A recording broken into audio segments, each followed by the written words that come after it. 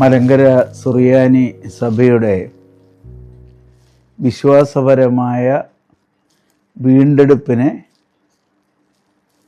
ഏറ്റവുമധികം പ്രവർത്തിച്ചിട്ടുള്ള ഒരു അന്ത്യോക്യൻ പിതാവാണ് മോർ ഗ്രിഗോറിയോസ് അബ്ദുൽ ജലീൽ ബാവ. അദ്ദേഹത്തെ മലങ്കരയിലേക്ക് നിയോഗിക്കുമ്പോൾ അഞ്ചാം പാത്രിയർക്കീസ് എന്നറിയപ്പെടുന്ന യെരുശലേമിൻ്റെ മെത്രാപ്പൊലീത്തായുടെ പേര് നൽകിയാണ് അന്നത്തെ പാത്രിയർക്കീസായിരുന്ന ഇഗ്നാത്തിയോസ് അബ്ദുൽ മെസ്സിഹ ഒന്നാമൻ ബാവ അയക്കുന്നത്. ഈ നിയോഗത്തെ സംബന്ധിച്ച് ഷീമയിലെ ആശ്രമത്തിലെ ഒരു ശിലാലിഖിതത്തിൽ രേഖപ്പെടുത്തിയിട്ടുണ്ട്. ഇഗ്നാത്തിയോസ് അബ്ദുൽ മെസ്സിഹ ഒന്നാമൻ പാത്രിയർക്കീസ് മോർ ഗ്രിഗോറിയോസ് അബ്ദുൽ ജലീൽ ബാവയെ മലങ്കരയിലേക്ക് അയക്കുന്നുവെന്ന്. ഈ നിയോഗം ഏറ്റവും അന്വർത്ഥമായി നിവർത്തിച്ച ഒരു സഭാപിതാവായിരുന്നു അദ്ദേഹം. കാരണം അന്ന് മലങ്കരയിലേക്ക് വരിക എന്ന് പറയുന്നത് സ്വന്തം ജീവൻ പ്രാണാർപ്പണം ചെയ്യുക എന്നുള്ള ഒരു പശ്ചാത്തലമാണുള്ളത്. അന്ന് പോർച്ചുഗീസുകാരുടെ ആധിപത്യം മാറി ഡച്ചുകാരുടെ ഭരണ നേതൃത്വത്തിലേക്ക് കൊച്ചി കോട്ടയും കൊച്ചിയിലെ ഭരണ സംവിധാനങ്ങളുമൊക്കെ വന്ന കാലഘട്ടത്തായതുകൊണ്ട് പഴയതുപോലെ ഒരു ഭീഷണിയില്ലാതെ ബാവായിക്ക് മലങ്കരയിൽ എത്തിച്ചേരുവാനായിട്ട് സാധിച്ചു. 1665 ബാവ മലങ്കരയിലെത്തി. വടക്കൻ പറവൂർ ആസ്ഥാനമാക്കി അദ്ദേഹം പരിശ്രമിച്ചത് ഒന്നാമതായിട്ട് പൗരോഹിത്യ സാധുത മലങ്കര സഭയ്ക്ക് നൽകുക എന്നുള്ളതായിരുന്നു.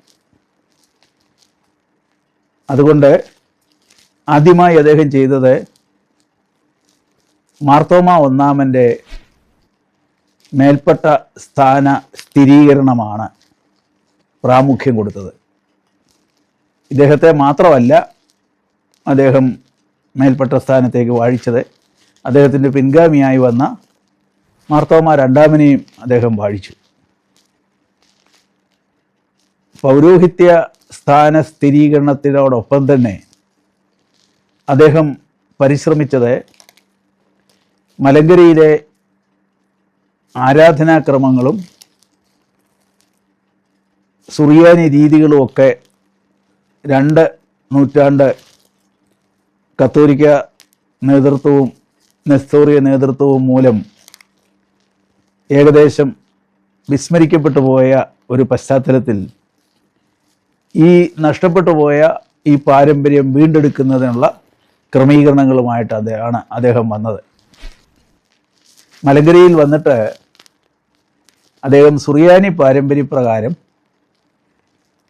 പൂജാവസ്ത്രങ്ങളും അതുപോലെ ആരാധനയ്ക്ക് ആവശ്യമായിരിക്കുന്ന വേഷവിധാനങ്ങളും ഒക്കെ കൊണ്ടുവരികയും സുറിയാനി പാരമ്പര്യത്തിൽ ആരാധനാക്രമങ്ങളും അർപ്പണ രീതികളും ഒക്കെ ഇവിടെ നടപ്പാക്കുകയും ചെയ്തു. ബാവായെക്കുറിച്ച് പറയുന്ന എല്ലാ ചരിത്ര രേഖകളിലും പറയുന്നുണ്ട്, അദ്ദേഹത്തോടൊപ്പം അദ്ദേഹം വന്നപ്പോൾ കാസ, പീലാസ, അതുപോലെ കാപ്പ, ഇങ്ങനെ സുറിയാനി സഭയുടെ പാരമ്പര്യത്തിൽ ചേരുന്ന എല്ലാ പൂജാ സംവിധാനങ്ങളും അദ്ദേഹം മലങ്കരയിൽ നടപ്പിലാക്കി. മാത്രമല്ല ഇപ്പം ചില ആളുകളൊക്കെ ഇങ്ങനെ പറയുന്നുണ്ട്, ഈ അരളിക്കായൊക്കെ അടുത്ത കാലത്ത് കത്തോലിക്കരിൽ നിന്ന് മലങ്കര സഭയിലേക്ക് സ്വീകരിച്ച തെറ്റായ പതിവുകളാണ് എന്ന്. എന്നാൽ ബാവായെക്കുറിച്ച് ചരിത്രത്തിൽ പറയുന്നത് ബാവ അരുളിക്ക കൊണ്ടുവന്നിരുന്നു. ആ അരുളിക്കായിൽ 12 ഖണ്ഡങ്ങളുണ്ടായിരുന്നു. അതിൽ 11 ഖണ്ഡങ്ങളിൽ വിശുദ്ധന്മാരുടെ തിരുശേഷിപ്പുകളും 12ാമത്തെ ഖണ്ഡത്തിൽ കർത്താവിനെ കുരിശിച്ച ആ ക്രൂശിൻ്റെ ഒരംശവും അദ്ദേഹം കൊണ്ടുവന്ന് പള്ളിയിൽ സ്ഥാപിച്ചുവെന്നാണ്. അപ്പോൾ ആരാധനാക്രമങ്ങൾ വൈദികരെ അഭ്യസിപ്പിക്കുകയും മലങ്കരയിലെ പള്ളികളിലെല്ലാം ഈ പൂർവവൽക്കരിക്കപ്പെട്ട ആരാധനാ ശൈലി ആവിഷ്കരിക്കുകയും ചെയ്തു. അതായത് കത്തോലിക്കരുടെയും നെസ്തോറിയരുടെയും വരവിന് മുമ്പ് മലങ്കരയിൽ നിലനിന്നിരുന്ന ആ ആരാധനാ ശൈലി പാശ്ചാത്യ സുറിയാനി പാരമ്പര്യ രീതികൾ, അതായത് ഉറഹായിലും അന്ത്യോക്യയിലും ഒക്കെ വളർന്ന് വികസിച്ച് വന്ന ആ ആരാധനാ ശൈലിയാണ് അദ്ദേഹം ഇവിടെ നടപ്പിലാക്കിയത്. ചില ആളുകളൊക്കെ സംശയിക്കാറുണ്ട്, അബ്ദുൽ ജലീൽ ബാവ ഇവിടെ വന്ന് അദ്ദേഹത്തിൻ്റെ ആരാധനാക്രമങ്ങളൊക്കെ ഇവിടെ നടപ്പാക്കുകയും ഇതുവരെ ഇല്ലാതിരുന്ന ഒരു പാശ്ചാത്യ സുറിയാനി സഭാ ക്രമങ്ങൾ ഇവിടെ ആരംഭിക്കുകയും ചെയ്ത ആളാണ് അബ്ദുൽ ജലീൽ ബാവ എന്ന്. ഇതിൽ 2 കാര്യങ്ങൾ നമ്മൾ ചരിത്രപരമായിട്ട് കാണേണ്ടതുണ്ട്.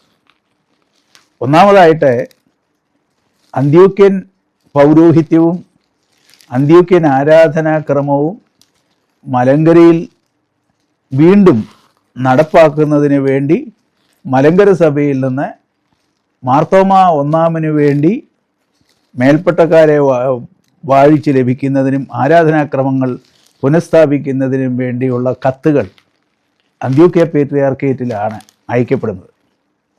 രണ്ടാമതായി ആ പാരമ്പര്യം അനുസരിച്ച് ഞാൻ ആരംഭത്തിൽ സൂചിപ്പിച്ചതുപോലെ ഇഗ്നാത്യോസ് അബ്ദുൽ മിശിഹ ഒന്നാമൻ ബാവായാണ് ഇദ്ദേഹത്തെ മലങ്കരയിലേക്ക് നിയോഗിക്കുന്നത്. അപ്പോൾ ഈ രീതിയിലൊക്കെ നോക്കുമ്പോൾ മലങ്കര സഭ ആഗ്രഹിച്ചതും ഇച്ഛിച്ചതും ആവശ്യപ്പെട്ടതും എല്ലാം അന്ത്യോക്യൻ പൗരോഹിത്യ ആരാധനാക്രമ പാരമ്പര്യങ്ങൾ ഇവിടെ നടപ്പിലാക്കുന്നതിന് വേണ്ടിയുള്ള സഭാപിതാക്കന്മാരെ ഇവിടെ കൊണ്ടുവരിക എന്നുള്ളതാണ്.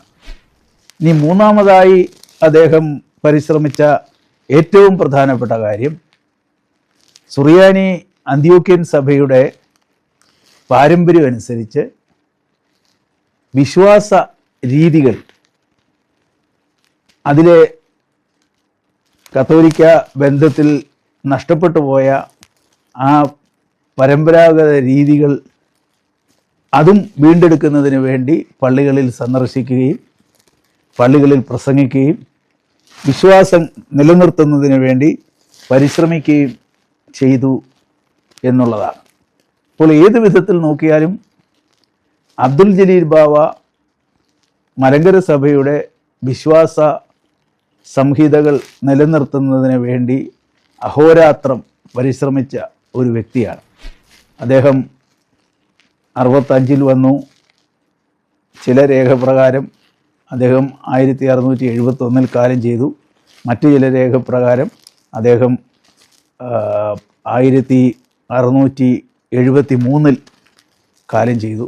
ഏതായാലും വളരെ ഹ്രസ്വമായ ഒരു കാലഘട്ടത്തിൽ മാത്രമാണ് അദ്ദേഹം ഇവിടെ പ്രവർത്തിച്ചത്. ഈ 10 വർഷത്തോളമുള്ള ആ പ്രവർത്തന കാലഘട്ടങ്ങളിൽ ഈ സഭയെ അതിൻ്റെ പരമ്പരാഗത വിശ്വാസത്തിലും പൗരോഹിത്യ പൈതൃകത്തിലും ആരാധനാക്രമ ശൈലിയിലുമെല്ലാം നിലനിർത്തുവാൻ അദ്ദേഹം പരിശ്രമിച്ചു. ഇനി അദ്ദേഹത്തിൻ്റെ ലോക്കൽ കോൺട്രിബ്യൂഷൻ നോക്കിയാൽ ബാവ ആ പ്രദേശത്തിൻ്റെ ജീവിക്കുന്ന ഒരു വിശുദ്ധനാണ്. കാരണം അദ്ദേഹം വന്ന കാലഘട്ടം മുതൽ അദ്ദേഹത്തിൻ്റെ ഓർമ്മ പെരുന്നാളും അനേക ആയിരങ്ങൾക്ക് നേർച്ച സദ്യയും നടത്തുന്ന ഒരു രീതി അവിടെ നിലനിന്നു പോരുന്നുണ്ട്. പരിശുദ്ധ ഇഗ്നാത്തിയോസ് യാക്കോബ് തൃതീയൻ ബാവായുടെ സഭാചരിത്രത്തിൽ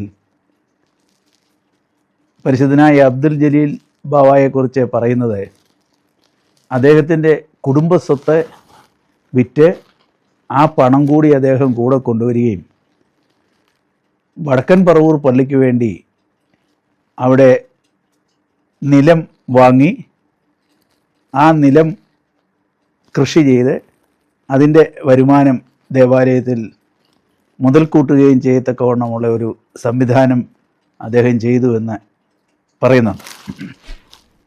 എത്രമാത്രം ദീർഘവീക്ഷണത്തോടു കൂടിയാണ് ബാവ ഒരു വിദേശ രാജ്യത്തേക്ക് വരുന്നതും ഒരു പള്ളിയിൽ താമസിക്കുമ്പോൾ ആ പള്ളിക്കാർക്ക് സാമ്പത്തിക ബുദ്ധിമുട്ടുണ്ടാകാത്ത വിധത്തിൽ സ്വന്തം പണം കൊടുത്ത് നിലം വാങ്ങുകയും അതിൻ്റെ വരുമാനം കൊണ്ട് സ്വന്തം ജീവിതം മുന്നോട്ട് കൊണ്ടുപോവുകയും ചെയ്യാൻ പരിശ്രമിക്കുന്നത് എന്ന് നമുക്കിവിടെ കാണുവാനായിട്ട് സാധിക്കും.